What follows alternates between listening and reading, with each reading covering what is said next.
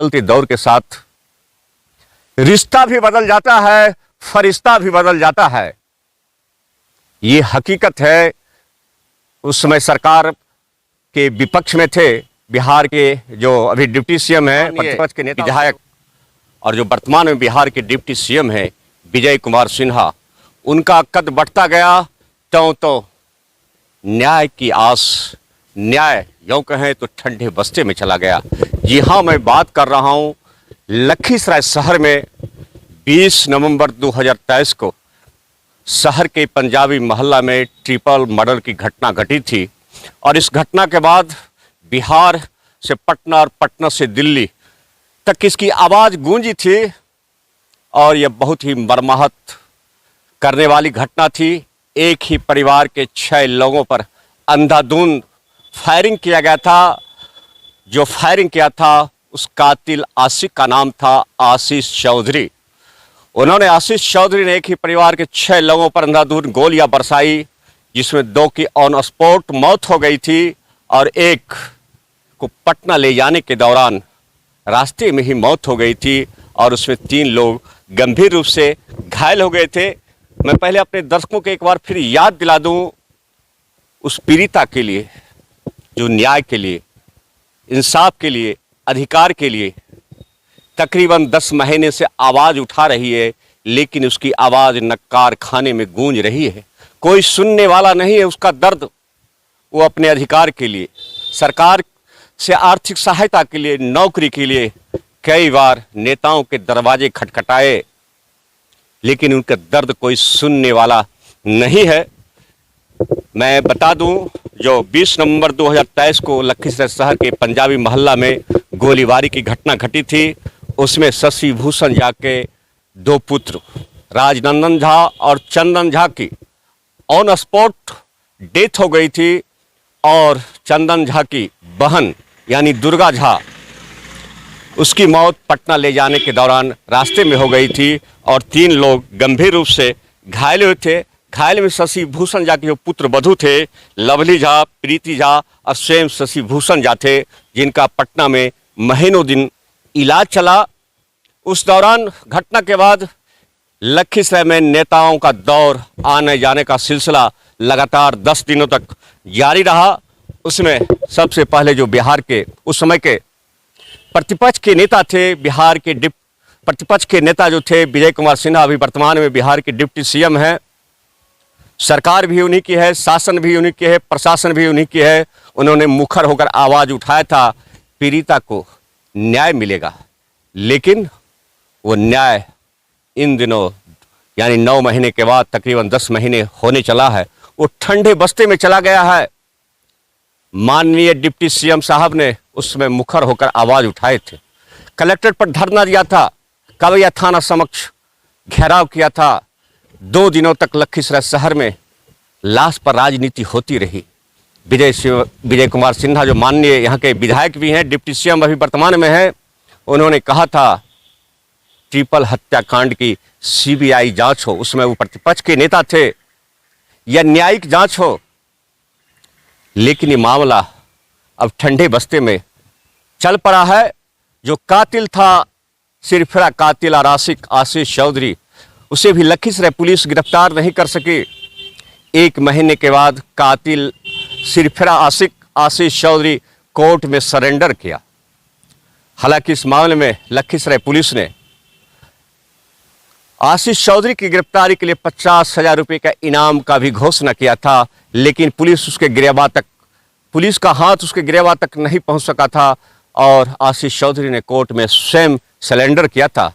और आशीष चौधरी ने जब पुलिस के कस्टडी में था और मीडिया के समक्ष उन्होंने बयान दिया कि दुर्गा झा उसकी पत्नी थी, जैसा आशीष चौधरी दावा कर रहा था।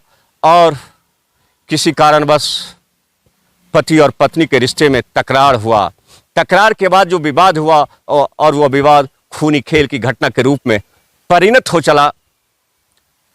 मैं अपने दर्शकों को एक बार फिर याद ताजा करा दूं, जब ट्रिपल मर्डर हुआ था तो शशि भूषण झा के परिजनों यानी मेघा कुमारी ने भी, जो शशि भूषण झा के पुत्रवधू हैं, उन्होंने जोर शोर से आवाज़ उठाई थी नौकरी के लिए, सरकार से ओर से मिलने वाली आर्थिक सहायता की राशि, लेकिन वो राशि आज तक वो नहीं मिला। और सबसे बड़ी खास बात है, जो हमारे स्थानीय विधायक हैं, उसमें प्रतिपक्ष के नेता थे और अभी बिहार के डिप्टी सीएम हैं, उन्होंने मुखर होकर आवाज़ उठाई थी।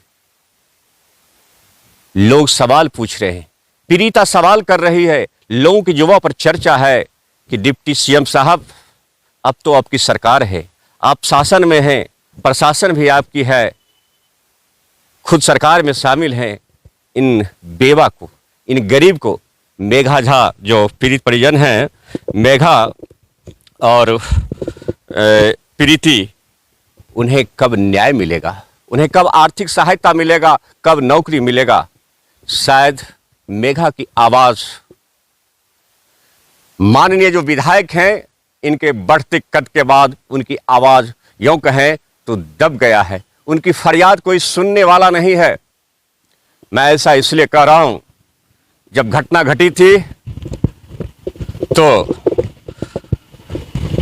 जो बिहार के कद्दावर नेता थे, प्रतिपक्ष के नेता विजय कुमार सिन्हा, उस समय भाजपा के प्रदेश अध्यक्ष सम्राट चौधरी, जो अभी वर्तमान में डिप्टी सीएम भी हैं, सपा नेता, माफ कीजिएगा, जाप नेता पप्पू यादव, जो अभी पूर्णिया के सांसद हैं, वो भूमिहार ब्राह्मण के नेता कहे जाने वाले आशुतोष कुमार, राजद नेता पूर्व विधायक फुलेना सिंह, अजय सिंह, लोजपा के कई प्रदेश स्तर के नेता मेघा के घर आए थे, उनका आंसू पूछे थे, उनके जख्म पर महरम लगाने का प्रयास किए थे और लंबे चौड़े वादे किए थे।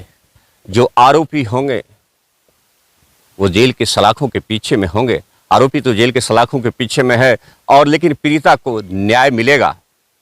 उसको सरकार की ओर से मिलने वाली मेघा ने कई बार नेताओं के समक्ष आरजू की थी, विनती की थी, और खास करके जो अभी भारत सरकार में केंद्रीय मंत्री है राजीव रंजन सिंह उर्फ ललन सिंह, उन्होंने भी उनके दरवाजे पर गए थे, उनके सामने भी उन्होंने फरियाद की थी, आरजू की थी, विनती की थी कि सर, छोटे छोटे बच्चे हैं,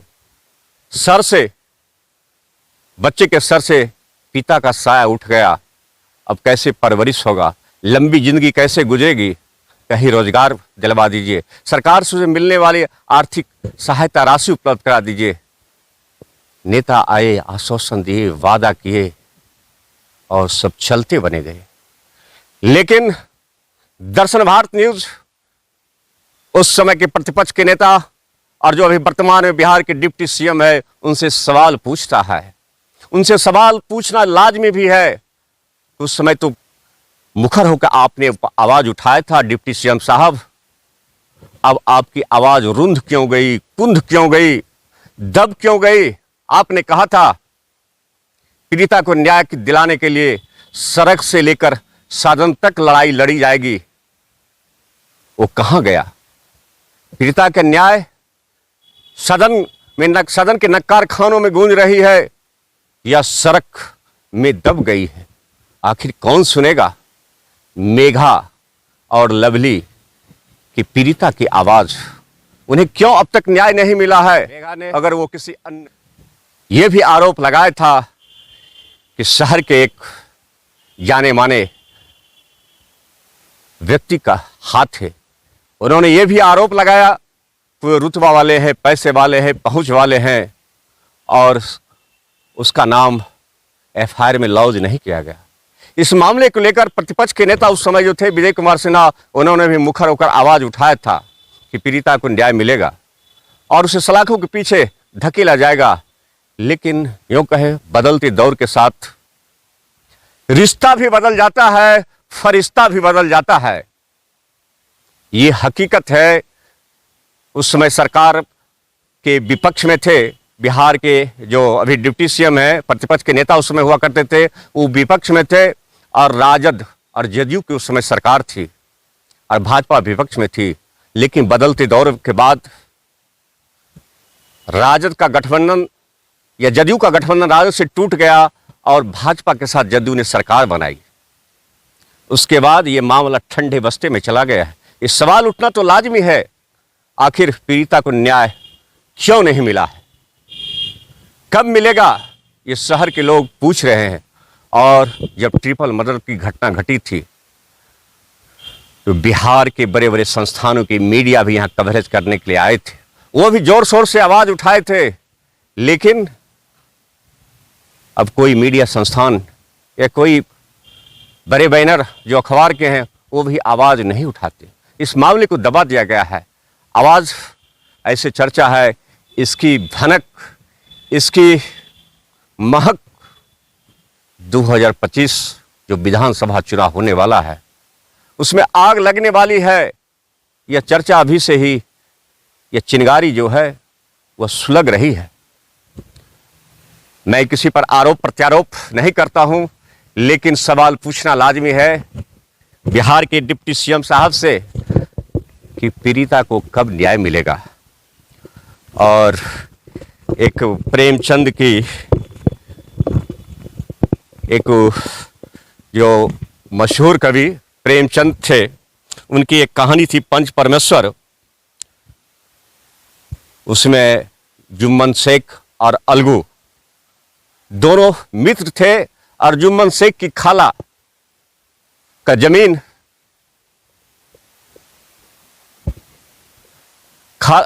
खाला से लिखवा लिया, और जब उसे बाद में तंग और तबाह करने लगा तो न्याय के लिए खाला माने जुम्मन शेख की खाला न्याय के लिए दर दर भटकी, लेकिन कहीं न्याय नहीं मिला। उसके बाद जुम्मन शेख और अलगू चौधरी दोनों जिगरी दोस्त थे। खाला ने अलगू के पास गया, कहा कि अलगू तुम ही न्याय करो। उसके बाद क्या हुआ था, खाला ने कही थी एक दर्द भरे लहजे में, बिगाड़ की डर से ईमान की बात नहीं करोगे। ये समझ लीजिए कितनी बड़ी बात है। खाला ने कही थी अलगू से कि बिगाड़ की डर से ईमान की बात नहीं करोगे। क्या लगता है बिहार के डिप्टी सीएम साहब चुनावी रणनीति में, चुनावी साजिश में क्या अब अबला पीड़िता जो मेघा है, लवली है, उससे न्याय नहीं मिलेगा? कब न्याय मिलेगा? ये सवाल शहर की जनता, आम आवाम कर रही है, एक खास वर्ग के लोग कर रहे हैं।